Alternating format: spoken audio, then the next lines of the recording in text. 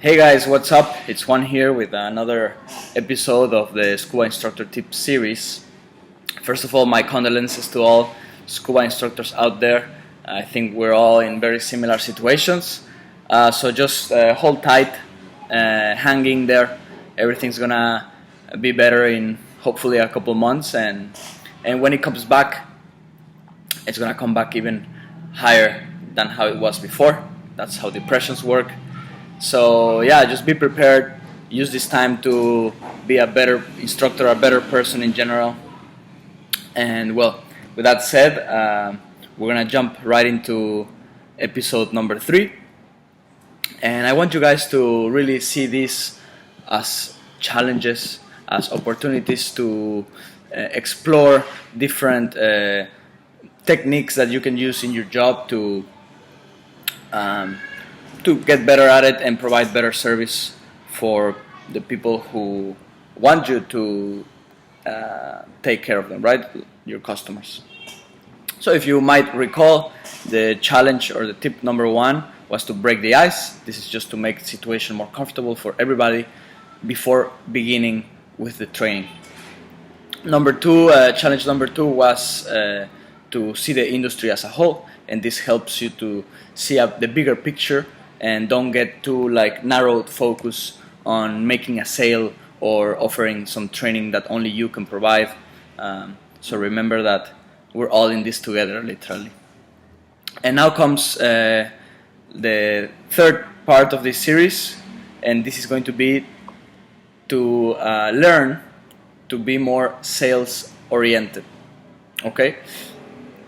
And being sales oriented means that you know your product and you know what you can offer, and then you use this knowledge to suggest programs and products to your customers. And in diving is very important because what do we care most about in diving is safety, right? And what makes a safe diver is a diver that knows what they're doing and that has experience underwater. And so the best way to be safe underwater is to continue our education as divers. So with that in mind, it's our duty as scuba instructors to provide these programs to our customers and to make them better divers, because that's what they want too, right? We're not here to be worse divers than yesterday. We all want to be better divers than what we were yesterday. And so a few things right off the bat is that employers love salespeople, right? Something really quick is that if you're asking for a job, if you're sending your resume or your CV and they ask you if you like sales, say yes, never say no, okay? A lot of instructors say, oh, I'm just a scuba instructor, I'm here for the diving, I don't like selling, blah, blah, blah. And it's fine if you want to go that hippie way, but to be honest, we all need sales, not only in scuba diving. And selling also is something that happens in every interaction we have on our lives, okay? So for example, when someone suggests a place for lunch, hey, where should we go for lunch? Oh, let's go to this place a few blocks from here. It has great hamburgers. This person is selling the idea that this restaurant is nice because the hamburgers are nice, are delicious, and they think that the group will like it. Or maybe when your partner tells you, oh, let's just stay 5 more minutes in bed, come on. They are selling the idea that staying in bed is better. And even if you say, oh, you know what, I don't like selling, you're selling the idea that you don't like selling. So it's something we cannot avoid, and with that in mind, then it's better to know this and get better at it and use it to our advantage and use it to help the people around us by letting them know what they need most and what they want, okay? Now, I want you to see this as challenges, as something that you can actually go out and practice after watching this video.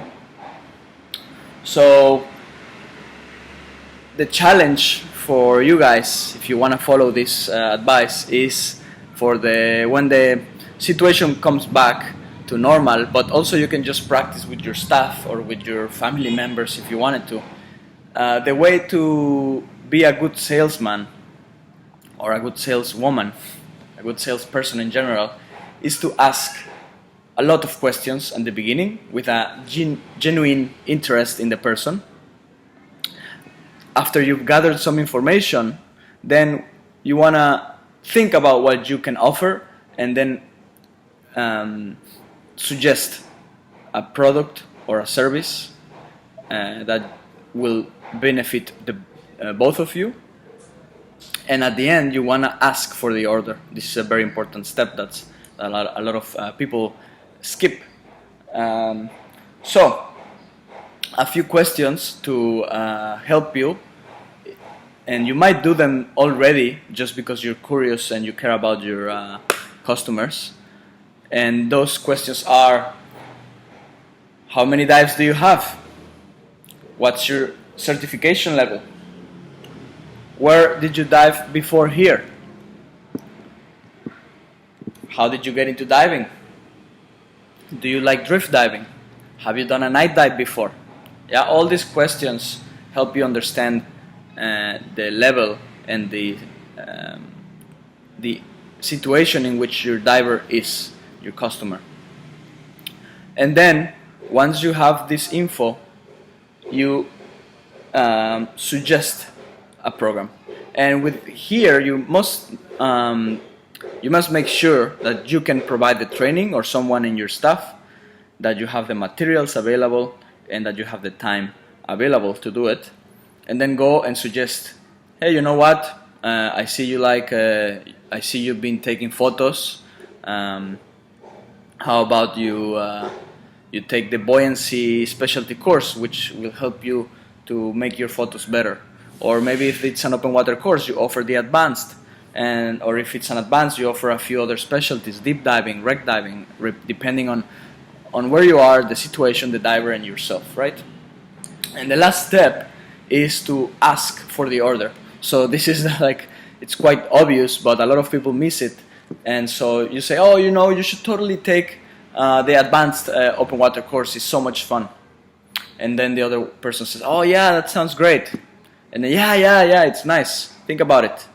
And then you're done with your pitch, and then nothing happens, and you think maybe this person didn't want to.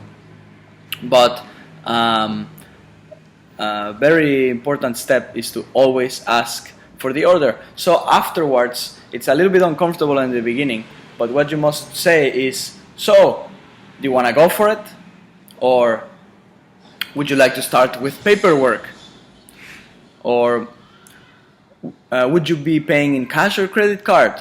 Right? All these questions, ask for the order, ask for the person to give you a response and to make it official, to say something. Okay, so that's all I have for now. I hope you found this useful. Go and practice these scenarios.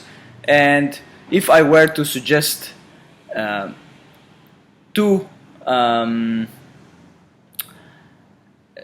reference link or information. One is amazing, is the Secrets of Closing the Sale by Zig Ziglar. This is an amazing audiobook I listened to like a few years ago. It has helped me a lot, and the audiobook format is especially fun to listen to because it's narrated by the author, Zig Ziglar, which with his Southern American accent makes it very, very interesting, not boring at all. So it's very fun to listen to. And another one would be to watch the Positive Approach Selling by Paddy. And I believe this one you must buy. You must have it comes with your Dive Master crew pack. So maybe if you're a Dive Master already, you have it somewhere over there. Look at it. It's quite helpful. It says some obvious stuff, but the obvious things are always nice to rethink about, right? Anyway, so Secrets of Closing the Sale by Zig Ziglar and Positive Approach Selling by the Paddy Guys. Thanks for listening, guys. See you next Friday.